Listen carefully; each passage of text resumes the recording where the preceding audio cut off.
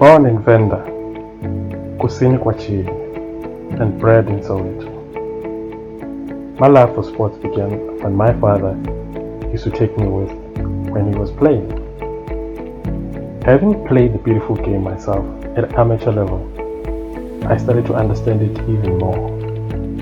Angaba nne, ndi mwana wa mutivi, mudhuru wa nemaliri, tanje, nabo Isaac nabo Esther. Welcome to Mastarsports.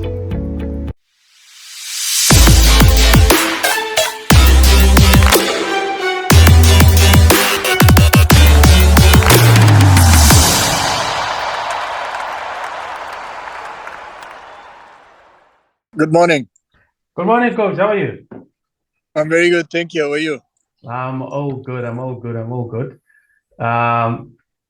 Welcome back to South Africa. Thank you. And welcome to Mastarsports.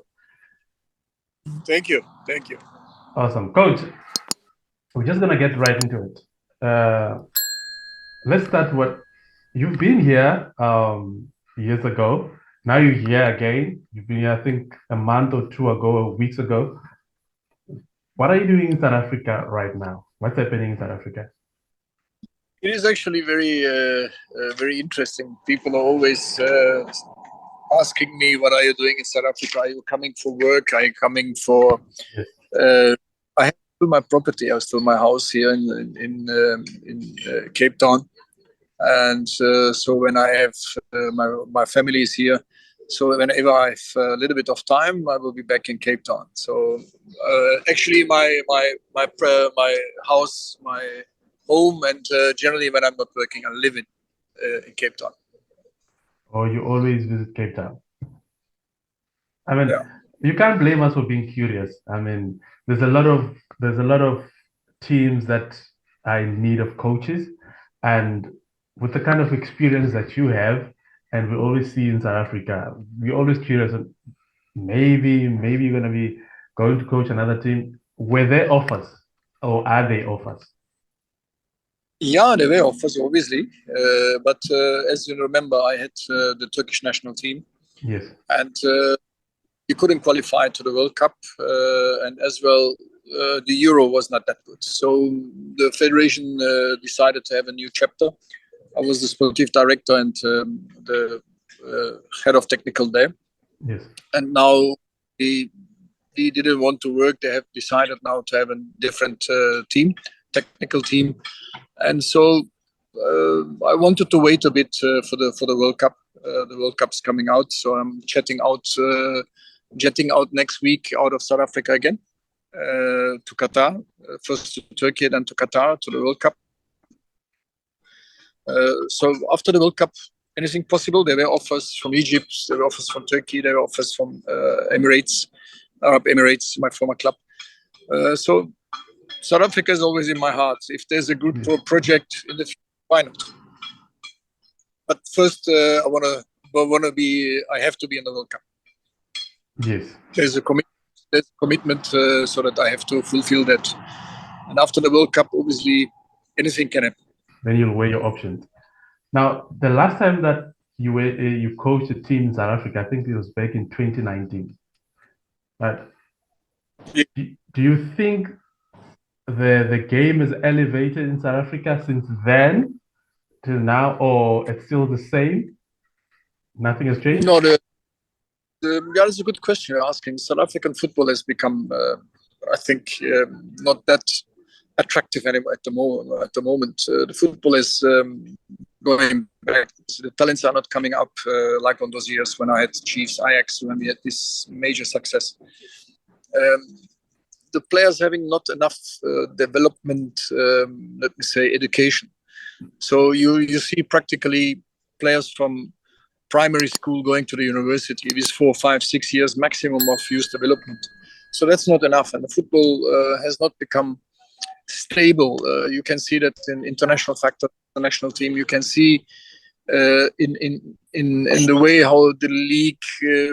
You don't generally look into the best teams. You also have to look into the mid-term teams, mid-table teams, or the down teams. So these teams are, when you watch these games, is not up to the standards anymore. And this is what concerns me. And now you're speaking about the youth, and I know that you're very passionate about it. Now you just touched a very, very important point about the youth not getting an opportunity to. Which team or which teams you think should be doing more in order to promote the youth, and which team do you think has a good development structure at this moment? Yeah, we had obviously with Ajax, that was a breeding company. Yes. So obviously unfortunate what happened there in the end. But this team, Supersport, has always a good youth development. But my biggest problem is that there is no consens in South African football. Consens of there are thousands of academies, but every academy has its own coach, own philosophy, his own way of breeding players, feeding players, developing players. So it's a chaos for me. You don't have a one or at least certain direction that these kids gonna be developed. When you look now in France, you have the Centre de Formation. In Holland, we have definitely the Ajax school. Also, even the PSV or other top sides having, let me say, the Dutch philosophy, the Dutch way of playing football. So when you look into the Holland league, you see that the philosophy is there in a certain aspect in any team. So England also, through much what they have done in the last years, that different coaches came in, world-class coaches came in, but all these clubs having a great youth structure. So you can see the teams getting younger and younger. You have 17, 18, 19-year-old young players playing in the England. So these elements is missing in South Africa. That youth structures from above, from SAFA, from the highest level of federation. We did that in Turkey. Now I was also involved in that myself. How are we going to produce certain players that fulfill the culture of Turkish football? So, and that will be coming next years goes down to the amateur clubs, and that is very much important. Germany is very advanced. They have, let me say, huge impact with the amateur football, and that is the free feeding ground to the professional football. That's another philosophy. It's the football nation. This is why they're carrying 4 stars on the badge. On the badge, yes. 4 stars. So these elements doesn't come from luck. This comes from years of decades of really producing the type of football players that feed the interest of the German football. We don't have that here in Africa. It's a mishmash. And with that said, what's your view, your personal view, with the new Bafana coach, Hugo Bruce? He's trying to bring in the youth. Do you think you'll be able to crack it? Yeah, Hugo. For me, Hugo is firstly very known person. Have done so much in football. Great player in his time. I played in Belgium myself. Very extremely good coach. He has a certain way of handling things, but he has also, let me say, a pedigree of certain aspects, and that's what he wants to bring in to South African football. Yes. So I don't understand. Critics are very easy. Criticizing is very easy, but in the end, try to help a man that has shown in Africa as well a certain degree of success and value of success. With Cameroon, it's a very young team. They became African champion. So that means that he has the pedigree, and we're living in a society at the moment that those ones who have never achieved something want to tell those ones how to achieve things, but they have not achieved by themselves. Yes. So it's for me always funny to see that everywhere. This is also in Turkey. You see people are explaining in the TV and everywhere how it's been done, but they've never done it. They've never done themselves. Yes. That makes me always.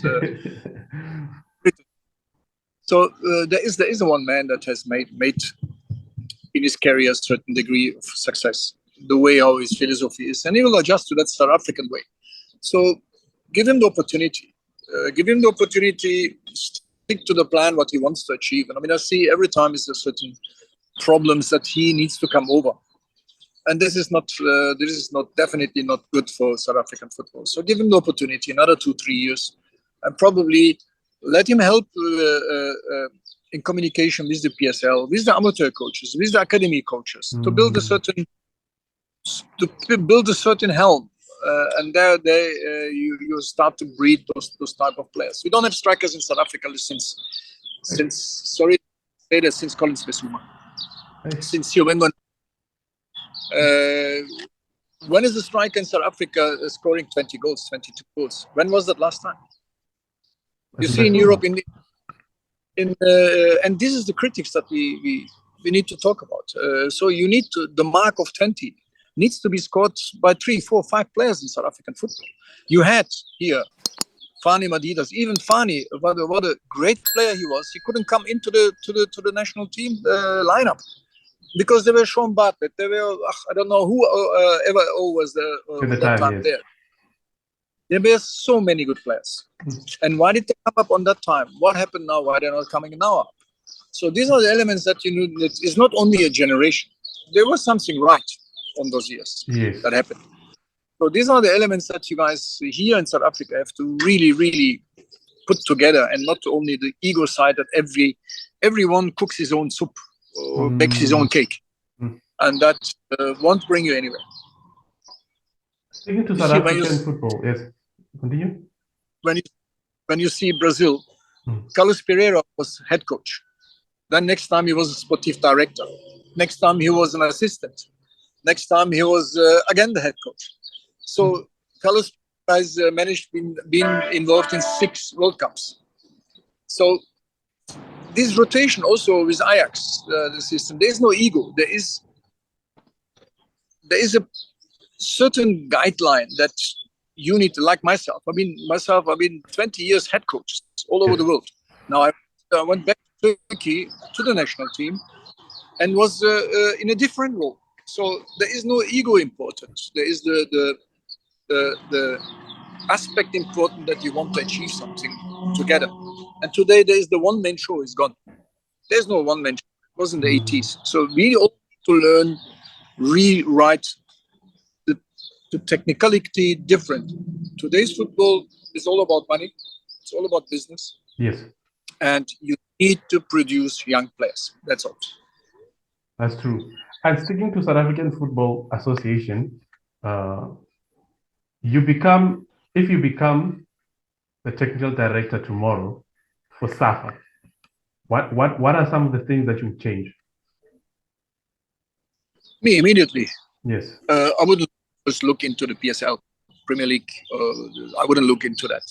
You have a coach who wants to pick the best players. So I would look into the PSL. How many youth teams there are there? That is the first thing. What is the youth league doing? Second thing.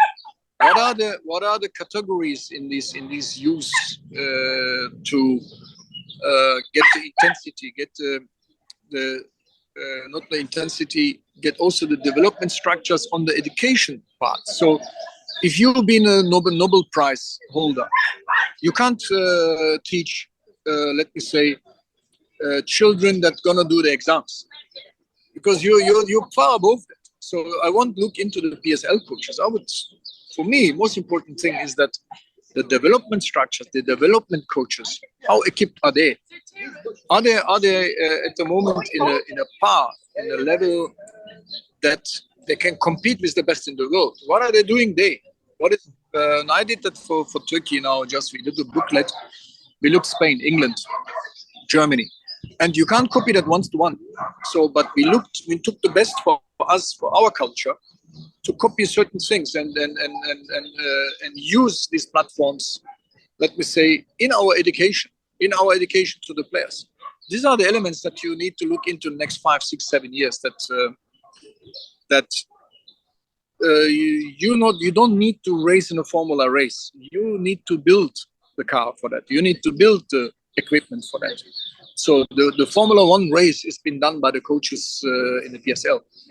But every club now, like in Germany, every club has to have a professional youth team, under 17, under 19, under 21. So these professional teams need to compete to each other. So the top players can't, let me say, the top players can't grow on the stands. They need to get the experience from the educational department, and that's where it's completely lacking. These boys are alone. Yes. You're very passionate about I can see the way you speak about the youth development and all. Take us through that moment where you introduced Jabu Pule into the Kaizer Chiefs team. I think it was 16, 17? Yeah, it was 17. What made you take that chance? I mean, he was so young, immature, and in a big game as well.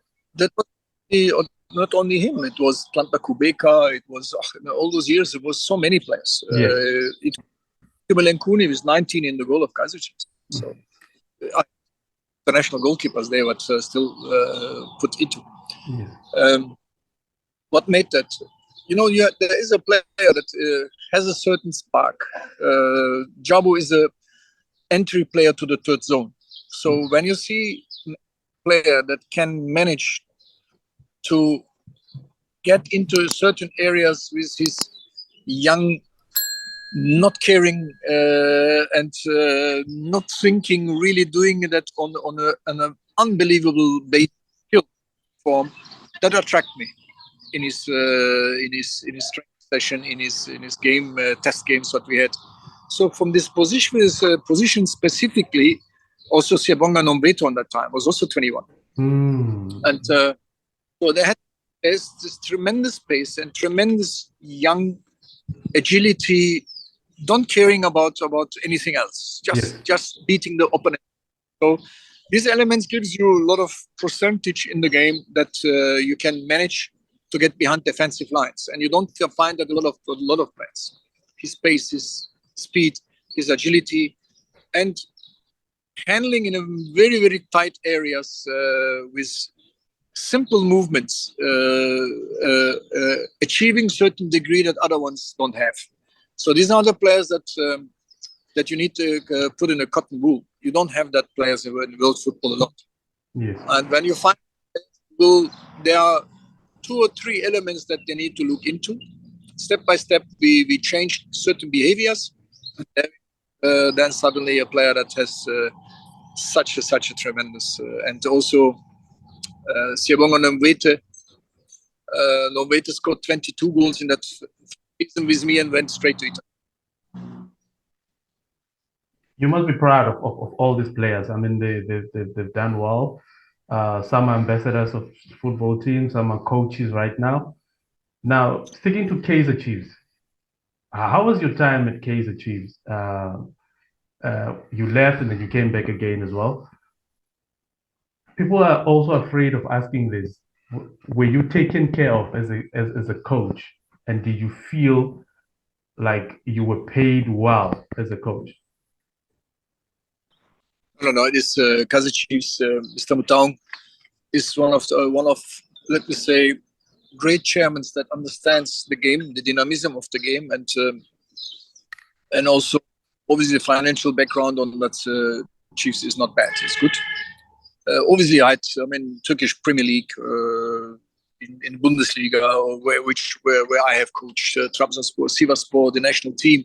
Obviously, it's a different financially, but Chiefs is good. And for me, it was important on those years. I lost Nombete with a top striker. Then we couldn't buy the right striker. So then you struggle in your game formats that most people don't understand. When I left, Besuma came, scored 30 goals. They won everything, but the team was set. But what was on those years for me very important is that we had a certain degree of youth, well-developed players under Farouk Khan. So what I generally do is that when I coach a team, I want to have the next under team between 17 and 19-year-old boys really paired up with the first team. So I'm watching as well what is happening there, and train sometimes myself the youth structures as well. I take my time for that, which players I can take. So for me, the most important, what I saw in all those years, is the mix in the team. That makes the team better tick. Too old team, you won't win anything. Too young team, it's also very difficult. So Kaizer Chiefs is a team that you need to win trophies. And now 8 years not winning anything, it's really a let me say big handicap for a team like that. Mm. And I don't see them winning anything also this season. So, and all this building process. I mean, 8 years building now. So when you're gonna have built? So you're chopping and changing coaches at the moment. This is not Kaizer Chiefs, and that doesn't make sense. So you have to put Ertugral in there. Let Arthur do the job. Even if this year they fail, next year you will definitely find the spots where you need to. And don't look only individual on players. You also need to look on football dynamism. So people don't from outside don't understand what is really the living organ of a team. You need to have a certain leaders, and leaders is not told by the coach you are a leader. That won't work like. So great players will take the leadership. So like what Jabu is 17, 18-year-old, he took leadership. Yes. So so he took that himself. When ships were down, you looked to him, he looked to me and said, "Don't worry, we'll come back now." And you could see that he wanted the ball more. He went areas where it's been very, very painful for him. And so he took leadership on that time, took a decision in the game. What other ones don't do. The other ones put that head in the soil. So you need 2-3 players on that they will groom into that. So with the Chiefs philosophy. And this is why I was saying Itu has to play. Itu is Kaizer Chiefs. Yes. Even last couple of years, putting him in, putting him out, you're taking a big pillar out of Kaizer Chiefs dynamism. So most coaches, or a lot of coaches, have not understood that. And so you have those type of players who will make during the game, in the game, a certain type of leadership importance when it needed. They come into the picture.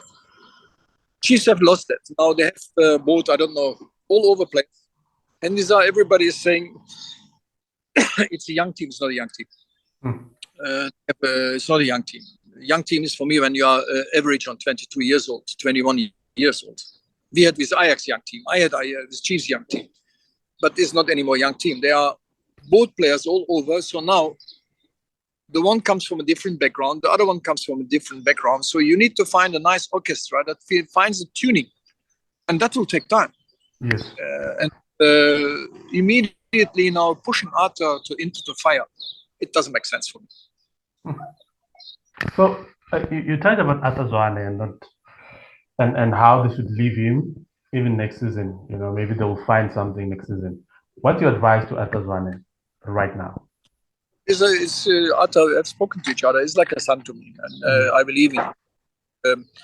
He's very passionate about Chiefs. He is Chiefs. He has coached development long years with Kaizer Chiefs, so he understands the fans. He understands the media around. He understands all the pictures. So now you bring in a coach from different environment. Yes, it might happen to you, but it might also not happen. So with Arthur, you have cares about Chiefs, not only been paid, also been emotionally married with Chiefs. So that means that he will do the extra work, the extra mile, the extra this situation. Is not just a soldier there. He is a part of Kaizer Chiefs. So I would definitely, and along the way, you can't say as the management, these are your players, now you have to work with. It might happen for you. It won't happen for you. So it is I think it's an all process that needs to be seen. Kaizer Chiefs have to win every game, have to play for every cup, and every team that plays Kaizer Chiefs want to beat them. Yes. So you need to players for mentality strengths. Their mentality, the mental strength of these players needs to be on the level that every weekend they have to pull up the best performance. So that's not easy. That means when you bring players from Stellenbosch, when you bring players by side, good players, having the pedigree, but they need to grow. So that takes time. True. We are recording this on the day of the Soweto derby. I'm gonna put your head on the block right now. You've coached both teams. Which team do you think will win the Soweto derby? And Uh, which players do you think will come to the party? I wouldn't say I wouldn't go for the players' direction. What I didn't like this week, to follow that little bit, what I didn't like is that Chiefs are saying themselves, we are underdogs. No, no, no, no. We are not underdogs. That makes me. I don't want to be an underdog as Kaizer Chiefs. How can you be an underdog as Kaizer Chiefs? That doesn't make sense. So if I be the sportive director, I would call them in and say, listen, guys, you're not underdogs. This is a big derby. Yes. Any derby in the world, it doesn't matter. The team, one team is up at the moment, the other one is not that up. That doesn't mean that the one who was at the moment not in a cycle, that they can't beat in a derby. This is a derby. So the point for me is that Pirates players have understood, they are a little bit new, who doesn't know the South African derby. But they have a coach on the other side, and Ada, who knows very well the derby because he played all the time by himself and been involved in that. So he understands the derby meaning today. For him today, it's much, much more emotionally than a coach that comes from a foreign country and needs to at first experience that. I'm not saying Jose is doing a fantastic job there. When you see the team is structured, is organized, the way how they build up, how the midfield in the second zone is operating, how they use the half spaces. So this is an educated coach. I'm not saying that one player doesn't score, or one player makes a mistake. This is not coach's business. When you look to a coach, what is his hand signature? What does the team do when they lose the ball? What are the distances? What is the organization factors? What are the changes? These are elements of a coach. They're at the moment for me one of the best coaches in the league.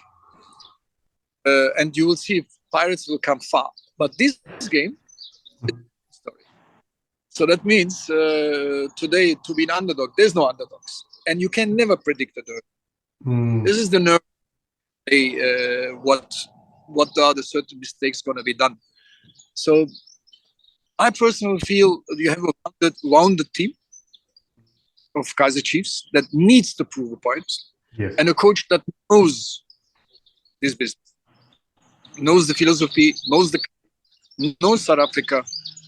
That today losing against his biggest rivalry could really, really damage his next couple of weeks working and psychological aspects of the players. He knows that. I think he's prepared for that. So I would go for today for Kaizer Chiefs and for a draw, at least a draw. A draw, a win for Kaizer Chiefs. Remind you when the episode drops, and we'll see after. Coach, just before it's dropping on Tuesday. Oh, what's gonna happen there? Coach, just before we let you go, you spoke about going to the World Cup and working there, and after you'll see. You have seen teams already. I think most teams have played 12 to 13 games in the PSL. Which team or which project would you wouldn't take time to think about if they come calling? Look, I respect what Pizza has done, and this is something very unique and very fantastic. Yes. It goes to a second project. So this is something that definitely I had a similar project in Turkey. We were now busy also for the Turkish FA again with certain aspects what they wanted my service, but I still want to see the World Cup and weigh my options what I can do. In South Africa, any good project that has a, let me say, involvement, not only the Premier League, involvement with academies, educational part, bringing coaches up, bringing players up, and use my experience, of 3 continents, national teams, the highest level, clubs worldwide. I feel here home. So if I can see a certain degree of project that I can achieve in 2, 3, 4 years, a long term success. Yes. That would be. I see you being diplomatic, coach. Last question, just before we let you go. Last question. Who's your top three, the KSTV Premiership? Who's going to be your top three at the end of the season? Oh, yeah, Pirates going to be definitely there. I think that this time could be the year of Pirates. I don't see Amazulu beating them in the final. Okay. That brings Pirates to another dynamic. All right. Sundowns is restructuring. I don't know what's going to happen behind the scenes there. It doesn't seem to be very healthy at the moment, but the team is good. All right. Sundowns team, the way they play, that will be between Pirates and Sundowns this year. You can see that already. You don't need to be an expert for that. Yes. I don't. Chiefs is nowhere. Bay United, actually, I'm very, very surprised the way it's been conducted there. That seems to be very stable. Very nice to see this team coming up, but I don't see them the last meters. In the end, to have a team that can win something, maybe. Yes. But it's only for me. Only SuperSport don't. Given these dry years that he had now, I think Gavin could also come in, join in as a join-in team there. So I don't think so. They have enough potential to win trophies or win something, but they're there. Then the dynamism, the momentum, and you get the momentum right, it goes from itself. So it will be for me between Pirates and. So it's Pirates, Sundowns, SuperSport, maybe. Yeah. Coach, thank you for your time. Enjoy your stay in Cape Town. As you said, it's your home. Looking forward to see you in your next project. We'll talk soon. Thank you. Thank you. Thanks very much for having me. Greetings to everyone. Thank you.